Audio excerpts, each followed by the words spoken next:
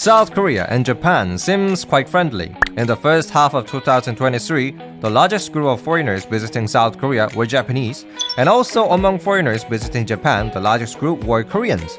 However, these two countries' relationship seemed awkward. They carry unresolved sentiments, and particularly due to historical issues, there is friction between them. Now, in the past, Japan colonized Korea from 1910 to 1945. During that time, Korea, Joseon, attempted extensive independence movements like March 1st movement against Japan. However, due to Japan's military suppression, 7,979 Koreans lost their lives. Then in 1945, Japan's colonial rule over Korea ended with its defeat in World War II. But Korea did not gain immediate independence. Through the US and Soviet Union's division and occupation, South Korea and North Korea emerged as two separate countries on the Korean peninsula. Now, how did the newly born South Korea perceive Japan, which had colonized them? Yes, they naturally disliked Japan. However, a few years later, an even greater threat emerged: North Korea. In the Korean War that started with North Korea's surprise attack on June 25, 1950, South Korea and North Korea fought for about 3 years. In this process, North Korea became a bigger enemy to South Korea than Japan. Moving on, 1965, South Korea and Japan normalized diplomatic relations. It was like saying, let's be friends again. During the tenure of President Park Chung-hee in South Korea, he was determined to win in the economic competition with North Korea.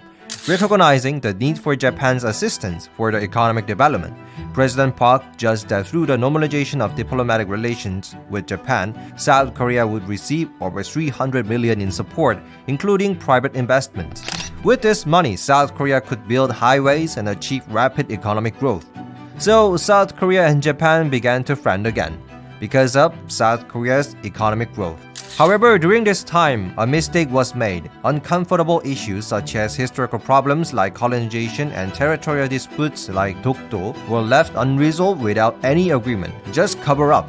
So at that time, the people in Korea criticized the government, saying that normalizing diplomatic relations with Japan without receiving a proper apology was foolish. However, under the military dictatorship of President Park Chung-hee, such criticism could be suppressed. Now, after the normalization of diplomatic relations in 1965, South Korea and Japan maintained a relatively good relationship, but cracks in their relationship began to appear in the 1990s. But why? It happened because South Korea and Japan shifted from an asymmetric relation to a more symmetric one. In other words, South Korea started living well enough to be compared with Japan. In the past, Japan was a global economic powerhouse, while Korea was a poor developing country. In 1970, Japan's GDP per capita was 7 times higher than Korea's.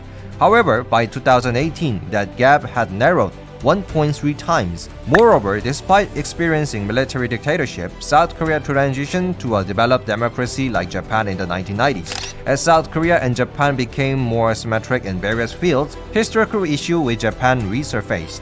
In the 1990s, Japan's Chief Cabinet Secretary Eto Tamaki made a statement. There were good things about the colonial era. Naturally, this upset South Korea. Then President Kim Young-sam responded, saying, Japan needs to fix its stubbornness. But until then, historical issues was just historical problems.